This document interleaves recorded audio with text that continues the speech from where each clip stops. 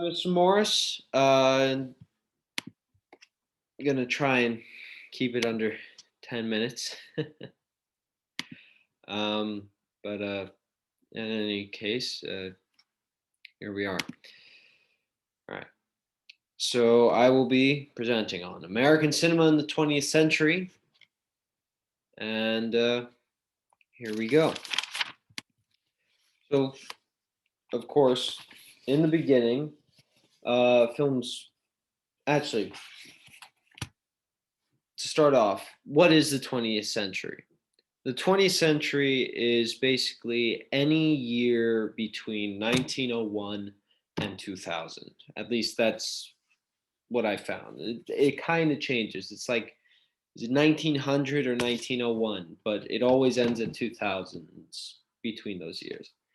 Um, anyway, so films prior to 1901, they were largely silent. They were all black and white, and they were very like mellow. You know, they were simply entertaining. They weren't trying to make a statement or change anybody's view on anything. Uh, some examples of this are Metropolis, which is an image of the future that's just a fantasy, and Buster Keating movies, or Abbott and Costello movies, or the Three Stooges. They're all comedies um, that just have no real substance other than to make you laugh.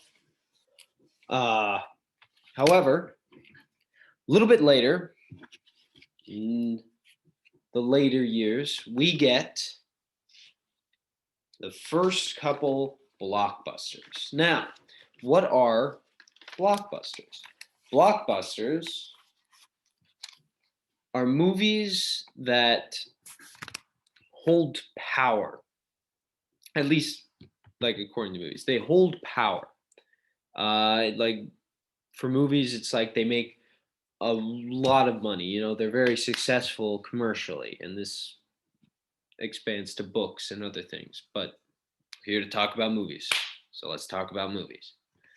And some of the first six films are as follows. I really don't. I really wish that this wasn't true, but in our first spot, the first movie ever was D.W. Griffith's The Birth of a Nation, which was released in 1915, and it grossed $15 million. These are the six first highest grossing films. All right. Next, we have Gone with the Wind, released in 1939 with $32 million. We got The Sound of Music, 1965, 114.6 million. The Godfather, which, everybody really knows, 134 million, 1972. Then we have Jaws. Da, da, da, da, da, da, da, da, da, da, da, da. This was released in 1975 with 193.7 million over 2 years. 2 years. Almost breaking 200 million. And then finally, in 1977, we of course have Star Wars with $410 million being made.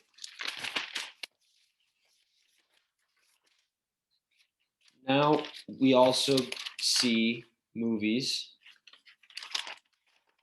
in American cinema introducing catch lines,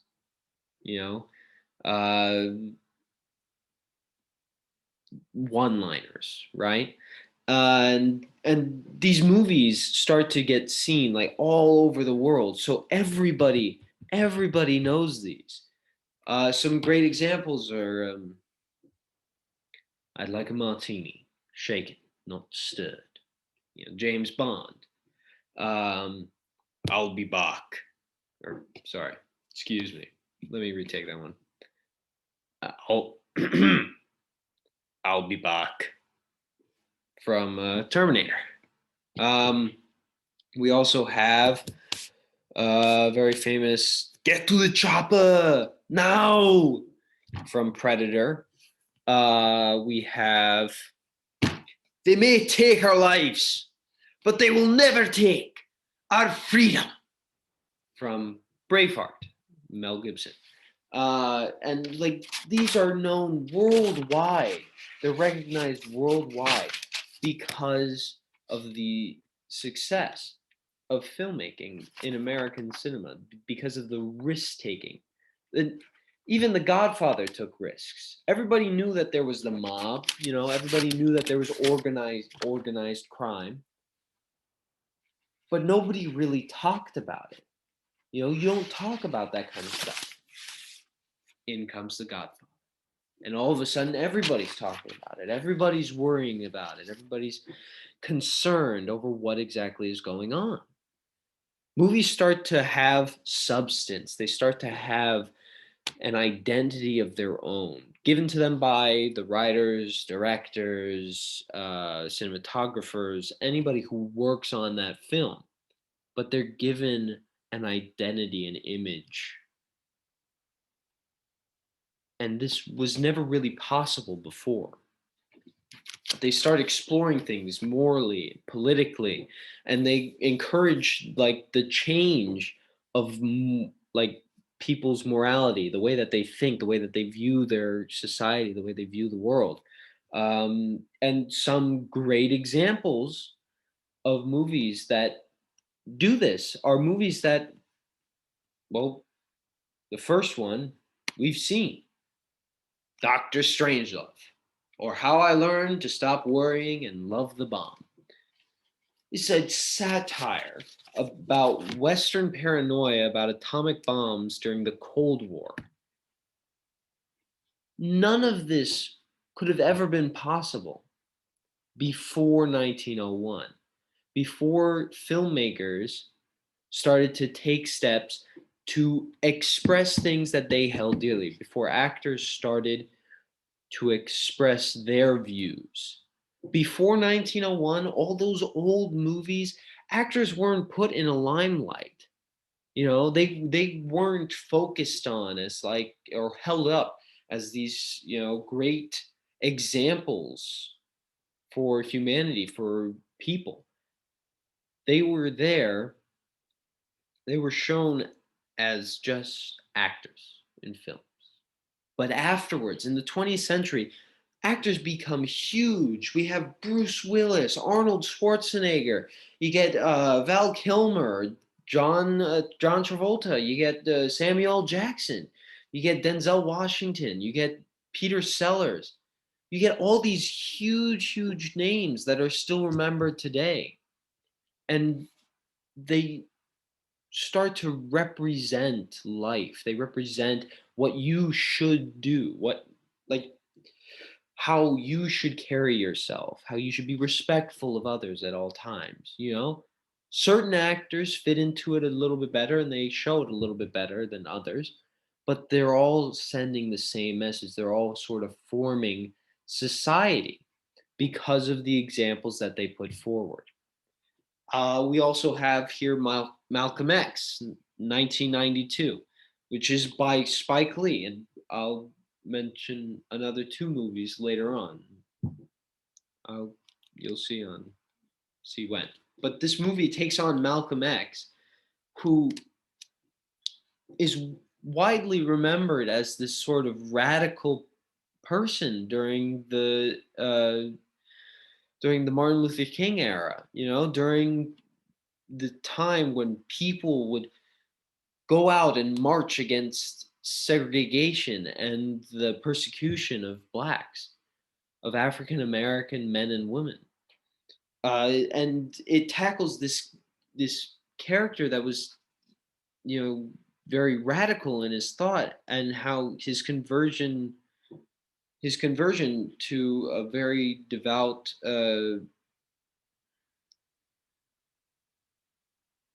it covers his like his conversion, his time as a criminal to his like an Islamic devotee, and emerging as this great figurehead that we remember him as.